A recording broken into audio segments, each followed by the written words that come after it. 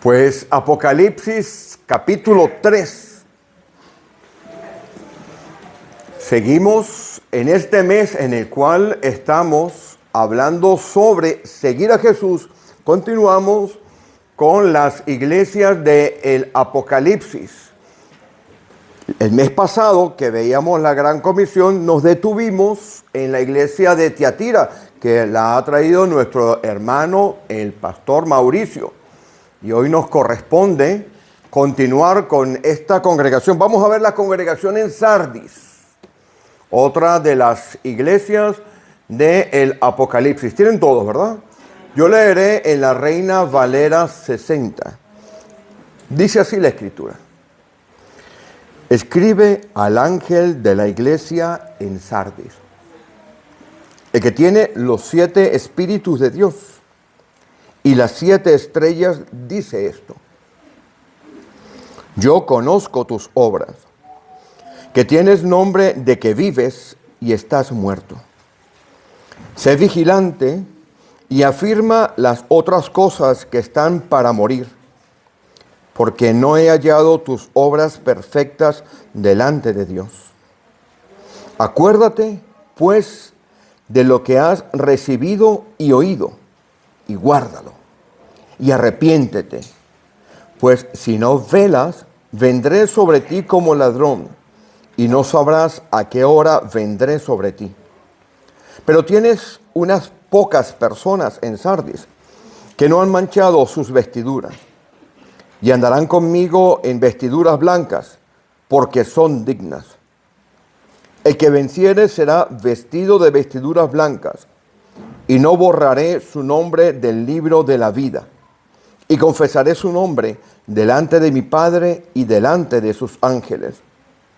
El que tiene oído, oiga lo que el Espíritu dice a las iglesias. Oremos. Bendito Dios. ¿Cómo impone, Señor, reflexionar de las cosas sagradas que hay en tu Escritura, Señor? Reconocemos nuestra absoluta incapacidad para entender los misterios espirituales, Señor, los cuales solamente pueden ser revelados a través de tu Santo Espíritu operando en la vida de cada uno de nosotros. Pedimos, Señor, e invocamos, Padre, que ese Dios todopoderoso que eres tú, en el cual hay espíritu de sabiduría y de revelación que ha sido colocado en nosotros, hoy, Señor, nos permita poder entender la profundidad de tu Escritura, Señor. Nuestra competencia únicamente puede provenir de ti, porque de ti proviene toda buena dádiva y todo don perfecto. Circuncida nuestros oídos, Padre, para que escuchemos únicamente lo tuyo, Señor. Haz, Padre, de toda misericordia que nuestros ojos espirituales se abran a la luz y a la grandeza de lo que tú eres, Señor. Enséñanos, Señor, a andar en camino de santidad. Y sobre todas las cosas, Padre de misericordia, pon en nosotros el querer y el hacer, Señor. Porque queremos cumplir tu voluntad, Señor.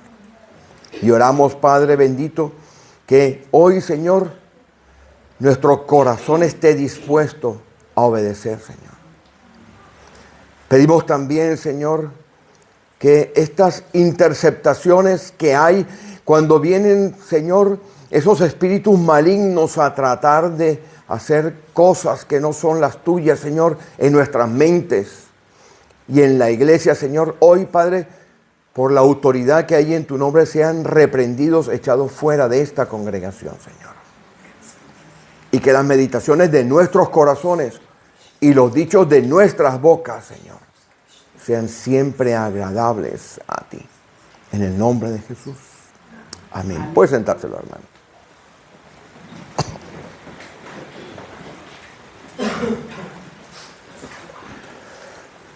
La iglesia de Sardis era una iglesia bastante particular. Si leyéramos la escritura de manera corrida, veríamos que la iglesia de Sardis está en la 5ª posición. Pero tiene algo bastante particular. Está situada en un lugar en el cual podríamos decir que es la mitad de un triángulo, Cuando usted tenga tiempo, vaya a los mapas que tiene su escritura y verá dónde está. Y aquella ciudad tenía una fama increíble.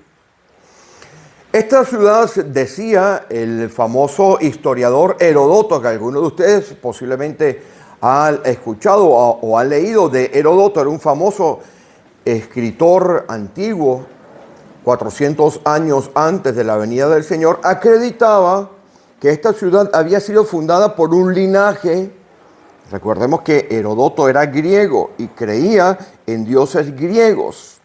Había sido fundada por un linaje que era el descendiente de los hijos de Hércules. Todos hemos escuchado Hércules, ¿no? Hemos visto las historias en la televisión de Hércules. Y esta ciudad estaba situada en un sitio que abundaba el oro. De hecho, podríamos decir que era una de las ciudades con mayor capacidad económica en esa región de Turquía, porque Sardis está situada en lo que actualmente es Turquía. Había sido capital de un reino muy famoso, el reino de Lidia. Y este río estaba cargado de pepitas de oro. El río tiene un nombre bastante fácil de recordar. Este es el método mnemotécnico que yo uso. Páctulos, como suena como pacto, ¿verdad? El río se llamaba Páctulos y se decía que tenía tanto dinero, tantas pepitas de oro, porque un famoso también rey de la historiografía mitológica de los griegos se había lavado las manos allí, un rey que se llama Midas. No sé si alguno de ustedes ha escuchado hablar de Midas. Era el rey, muchos hubiéramos querido ser Midas, ¿verdad? Cuando llega el fin de mes y vemos que el saldo de la cuenta bancaria ya está poniéndose de color rojo y empezamos a buscar esas moneditas que siempre despreciamos, ¿no? Porque el fin de mes todos buscamos dónde están esas moneditas. Mi amor, ¿y aquellos 5 céntimos que tenías, dónde están? Pues el rey Midas, que era un rey que en la mitología decía que todo lo que tocaba lo convertía en oro, que al final fue su maldición porque no podía ni comer. Una enseñanza allí. Iba a comer una manzana y se convertía en oro. Se partía los dientes del pobre hombre. Bueno, decían que este hombre se había lavado las manos allí y aquel río estaba cargado de pepitas de oro.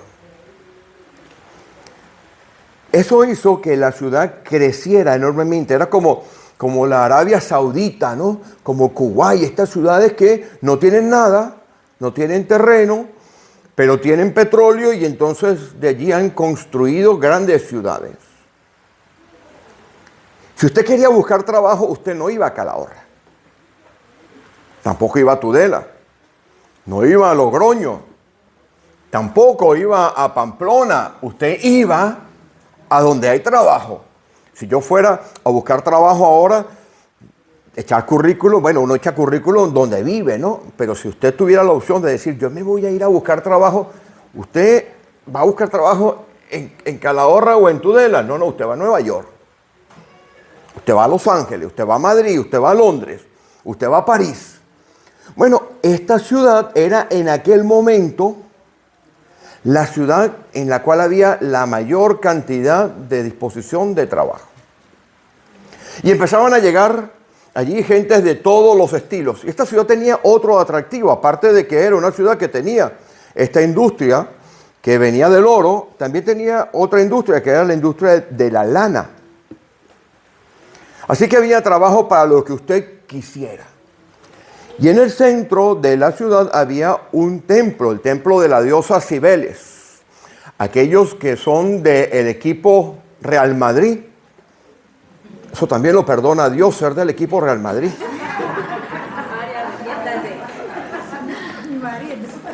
Su marido, ya hablaré por él. ¿Saben que cuando el equipo gana se van a Madrid, que hay una fuente donde está la diosa Cibeles? ¿Han escuchado hablar de eso, no? Mire, la diosa Cibeles era la única diosa cuyo origen era turco. Y esto es bien importante para el desarrollo de este tema. Es decir, esta ciudad Sardis tenía la particularidad de que adoraba a una diosa que era una diosa autóctona.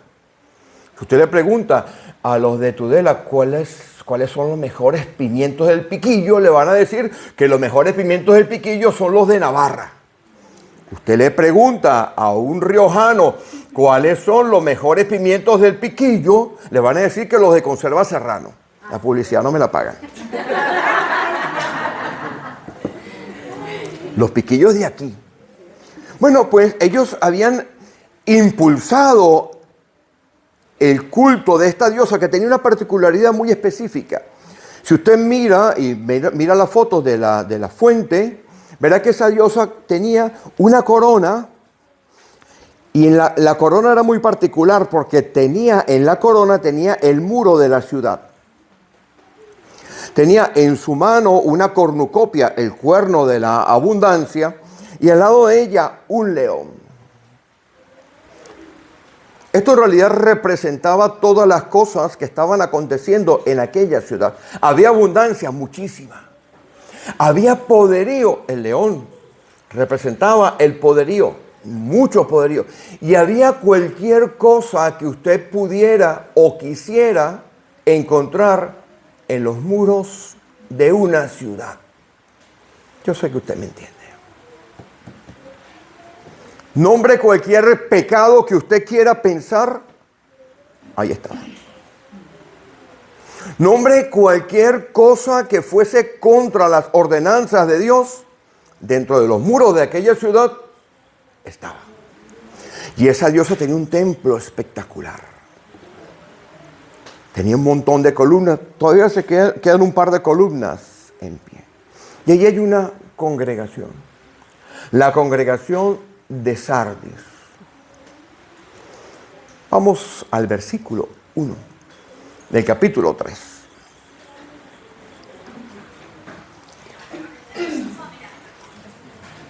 Y le voy a pedir que usted saque el lápiz y papel. Porque sí, usted puede verlo por internet. Se cuelga por internet y usted puede verlo. Pero le voy a pedir que usted saque el lápiz y papel porque la mente es fácil de olvidar, es efímera. Pero si usted saca lápiz y papel y usted escribe, se va a acordar más. De hecho, han publicado un estudio de cuánto daño nos está haciendo el uso del móvil para nosotros apuntar cosas. Si usted apunta escribiendo, usted retiene mucho más. Yo recuerdo que en la universidad yo escribía montones. Tenía un examen, por ejemplo, de historia, que me apasiona la historia, y yo abría el libro de historia y prácticamente lo copiaba. Pero es que en historia tiene que ser así, usted no puede inventar nada. Yo copiaba, me comía las libretas o cuadernos copiando y se quedaba más. Así que yo le pido que usted apunte, si puede apuntar en su Biblia más. Mire, si usted ve mi Biblia está llena de apuntes. No, el pastor tiene memoria. No, el pastor tiene 60 años. El pastor se olvida todo. Pero como lo tiene apuntado, queda bien. Está apuntado. Versículo 1. Escribe al ángel de la iglesia en Sardis, el que tiene los 7 espíritus de Dios y las 7 estrellas, dice esto: yo conozco tus obras, que tienes nombre de que vives y estás muerto. Vamos a hacer la exégesis, vamos a ver qué hay aquí. El Señor Jesús, en las otras congregaciones, como ahora hemos recordado, seguro que hemos recordado, tiene una tarjeta de presentación. Cuando Él se presenta a alguna de las iglesias que hemos estado estudiando, Él hace un resumen de lo que Él es, y con respecto a lo que Él es, se empieza a desarrollar el tema de lo que está más abajo. Y aquí hace una mención muy, muy específica. Él habla de 7 espíritus. Para poder entender el concepto de lo que Él está transmitiendo a aquella congregación, tendremos que ir a Isaías capítulo 11, versículo 2. Vayan conmigo a Isaías 11, 2. Veremos esos 7 espíritus. Isaías 11, 2. Mire, el Señor Jesús le está hablando a aquella congregación que tendría ya unos 30 o 40 años de fundada, que había sido fundada probablemente por aquellos discípulos que ya hemos visto, que hemos estado estudiando en otras predicaciones, que eran posiblemente aquellos discípulos de Juan, que habían estado con Pablo en Éfeso. Éfeso está cerca de aquí. Éfeso está cerca de esta ciudad. Que habían estado con Pablo en Éfeso. Pablo se los consigue y le dice, oye, ¿sabes del Espíritu Santo? No tengo idea. Bueno, Pablo tenía en realidad un centro de formación en Éfeso. En Corintios también. En Corintios estuvo 1 año y medio y en Éfeso estuvo más tiempo. Después en Éfeso sabemos que estuvo Timoteo y también estuvo Juan, este apóstol que escribe aquí, estuvo allí organizando las iglesias. Así que esta congregación sabe de que estamos hablando del Antiguo Testamento. Y el Señor Jesús se le aparece y le dice, oye, yo soy aquel que el profeta mesiánico está hablando. 11:2. Y reposará sobre él el Espíritu de Jehová. Ya tengo primer espíritu aquí. Espíritu de sabiduría. 2. Inteligencia. 3. Consejo. 4. Poder. 5. Conocimiento. 6. Y de temor de Jehová. 7. ¿Por qué el Señor Jesús se presenta a esta congregación en aquella ciudad de Sardis que tenía buenos maestros? Porque si usted mira, esta escritura se escribe y ya habían pasado por aquella congregación gente bien formada. El mismo caso de la iglesia de Corintio. Si usted mira los 16 capítulos de la iglesia de Corintio, cada capítulo tiene un problema. Ahí había de todos los problemas. Esta iglesia se parece a la iglesia de Corinto. ¿Corinto dónde estaba? Corinto estaba en un lugar donde había mucho tráfico de comercio, el estrecho de Corinto, donde había muchos dones espirituales, donde había mucho desorden, había mucho pecado. Y toda la carta, la primera carta del apóstol Pablo a los Corintios, en cada capítulo, está hablando de un problema. 16 capítulos, 15 problemas. Y lo tuvo él 3 años. Allí, en esa congregación. En Corinto. Él la fundó. Si usted lee el primer versículo de la epístola a los Corintios, él dice, el apóstol Pablo y Sóstenes. Ese que si usted va a la escritura, el que apedrearon cuando fue la rebelión, él acompaña allí. Es decir, era una iglesia que tenía gente que sabía la escritura. Gente que había estado probablemente aprendiendo de los apóstoles, de los grandes, de los buenos de verdad. Y el Señor Jesús le dice, mira, tengo una carta de recomendación. Yo soy aquel que habla del Antiguo Testamento, en el cual reposan los 7 espíritus. Esos mismos 7 espíritus, si usted quiere y los apunta, están en el capítulo 4, versículo 5, y en el capítulo 5, versículo 6 de Apocalipsis. Los 7 espíritus son muy importantes para entender este contexto. ¿Cuáles eran? El Espíritu de Jehová. El Espíritu del Señor está sobre mí, ¿se acuerdan? El Espíritu de sabiduría. La sabiduría es de Dios. Él es la sabiduría, la fuente de toda la sabiduría, la fuente de toda la inteligencia, la fuente de todo el consejo, de todo el poder, de todo el conocimiento y de todo el temor. Es decir, Él se presenta como alguien que tiene la capacidad para juzgar. Volvemos otra vez a Apocalipsis, capítulo 3. Y yo quiero que usted subraye el género que va a haber aquí. Cuando digo género es porque ahora hay un problema. Ahora usted tiene que decir todas y todos. Yo no digo todes. Que me metan preso. Me borra eso, mi hermano. Esta iglesia estaba tan corrompida, esa iglesia, en aquella ciudad, que había tenido los mejores maestros, que si usted llegaba a esa ciudad y decía, oye, ¿cuál es la mejor iglesia que hay aquí? Uf, tienes que irte a la iglesia de Sardis. Mira, esa gente tiene música la que te puedes imaginar. Una tarima espectacular, luces fantásticas. Aquello hay que ir allí. Como la iglesia Hillsong. Yo recuerdo una vez que fui, yo viajaba con mucha frecuencia a Oxford porque allí estaban viviendo mis hijos. E íbamos a coger una iglesia en Oxford. Fíjense, hago un paréntesis rápido para contar la historia porque tiene que ver con esto. Había una iglesia bautista que ya el pastor estaba por jubilarse, ya tenía como 90 años el hombre. Cuando caminaba de aquí a la puerta duraba media hora, pobre hombre. Estaba muy mayor.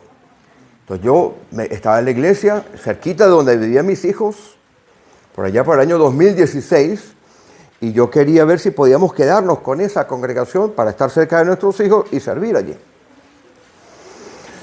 Bueno, esa congregación estaba perdiendo gente porque se la estaba llevando otra congregación que se llama Hillsong. Muchos de la música que nosotros escuchamos viene de Hillsong. Algunos himnos de Hillsong están ahí en el límite. Algunos también. Bueno, pues, si usted iba a Oxford y preguntaba, no iba a ir a la iglesia de aquel pastor donde todas las hermanas que estaban allí, el promedio eran 80 años. Se estaban quedando sin jóvenes. Es más, yo fui allí y se acercó una con tacataca y me dijo, cuando se enteró que yo era pastor, dijo, ¿y usted es soltero?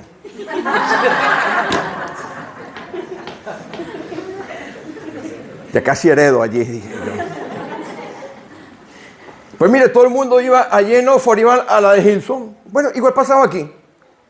Gran espectáculo, pero una iglesia que está...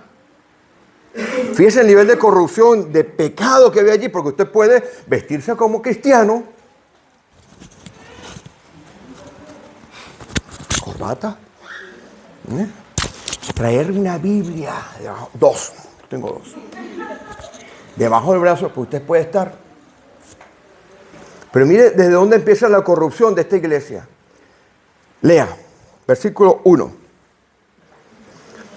Dice, ¿qué dice? ¿Muerto o muerta? Muerto. Y estás muerto. Ojo aquí. Ojito aquí.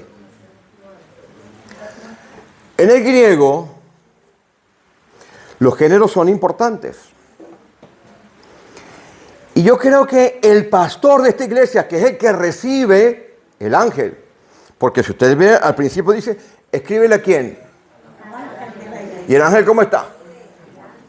El ángel está liquidado.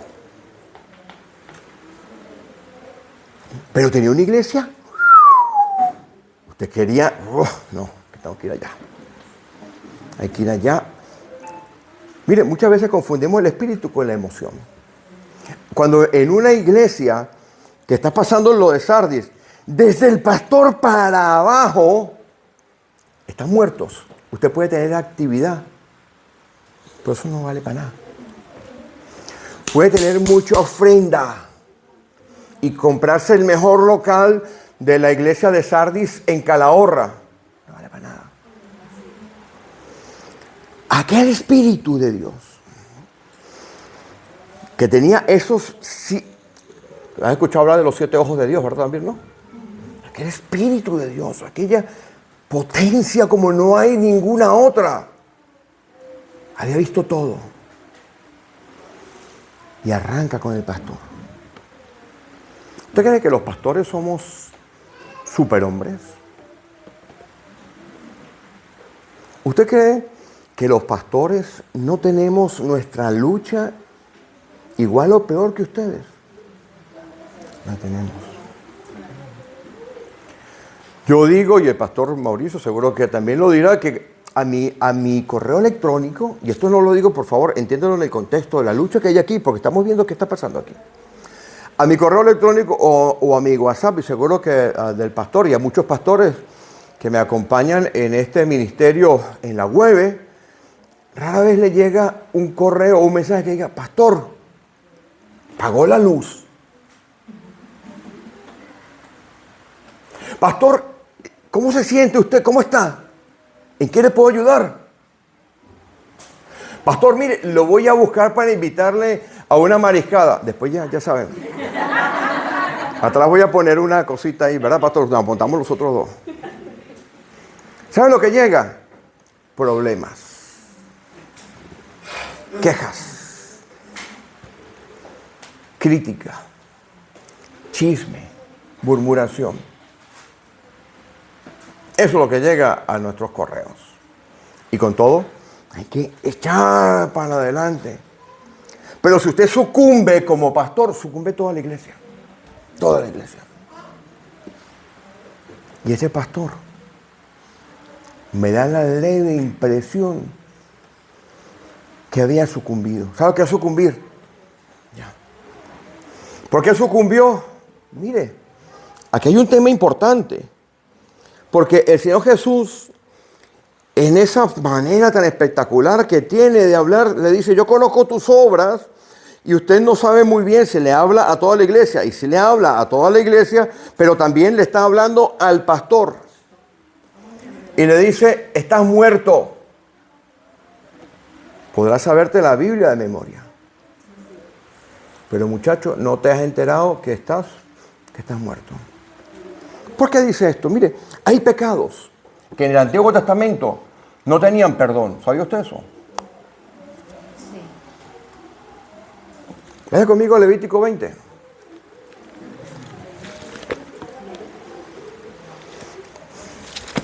Esos colos de hoy son una maravilla que hemos cantado. Levítico 20, mire. ¿Tiene? ¿Ya? Mire, habían pecados que no había ofrenda expiatoria para quitarlos. La superioridad de Cristo está en que la sangre del Señor Jesús, lo hemos cantado aquí. ¿Usted sabía lo que yo iba a predicar? Ahí estaba. Cuando usted pecaba en el Antiguo Testamento, podía pecar de forma inadvertida, bien, lo que llaman, algunas veces llaman peccata minuta. Pequeños pecados, usted iba, dependiendo de las circunstancias y tal, usted mataba una cosa o un puñado de harina y tal, y ahí iba tirando para adelante. Pero había otros que no había manera. Y probablemente este pastor había sucumbido a todo lo que había dentro, ¿se acuerdan la corona, no? Dentro de aquella ciudad. Miren los pecados que están aquí. Vamos a verlos rapidito. Levítico 20. El primer pecado que hay es la idolatría a los dioses extraños. Tengo que decirles, mis hermanos, que la avaricia es idolatría. Se aparece en el Nuevo Testamento. La adivinación. Conozco una bruja buenísima. Esa te amarra al marido así y no se te va. O te estás pasando problemas, te echa las cartas. Eso, ¿usted sabe cuál era lo que mandaban en el Antiguo Testamento? Lea conmigo. Versículo 2 dice, dirás asimismo a los hijos de Israel, cualquier varón de los hijos de Israel o de los extranjeros, aquí no dejaba fuera a nadie, que moran en Israel, que ofreciera alguno de sus hijos a Moloc, morirá. No había manera de que usted se salvara de eso. Lo mataban a usted. Si usted sigue, porque voy a ir rapidito, ¿no?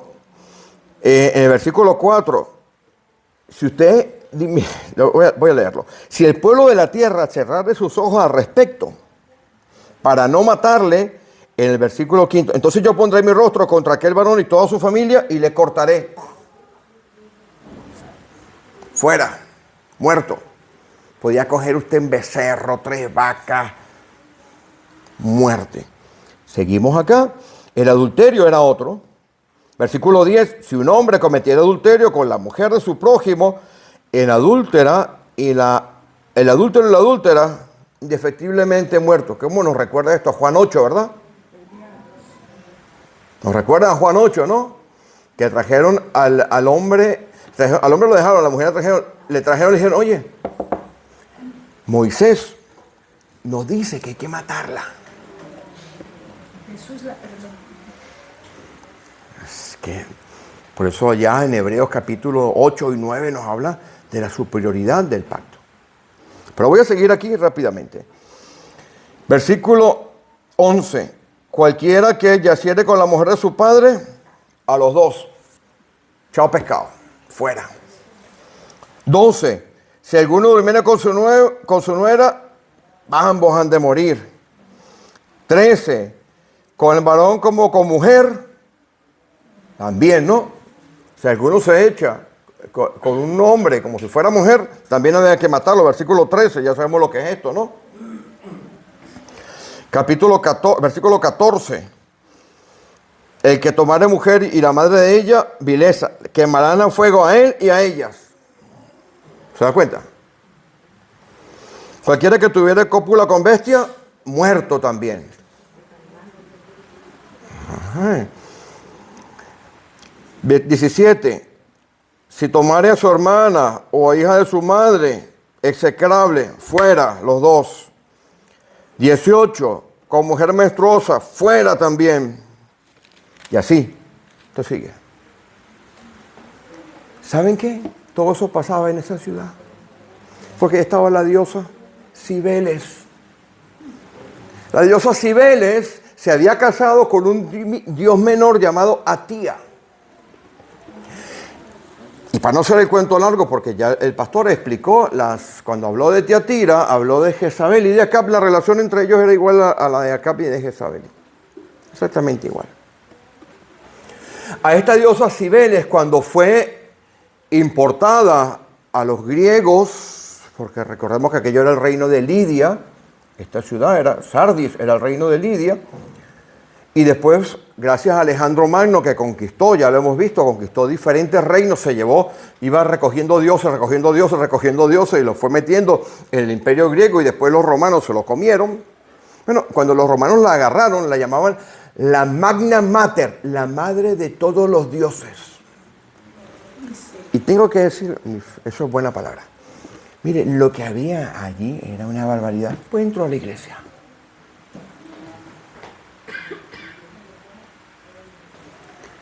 Pastor, usted está muerto. Y ha inyectado la muerte a la iglesia ha sucumbido. Y era el pastor y serán dispersas las ovejas. Mi esposo explicaba esta mañana, decía una frase que la voy a coger al aire: al pastor hay que cuidarlo. Cualquiera que sea el pastor de esta congregación, cualquiera que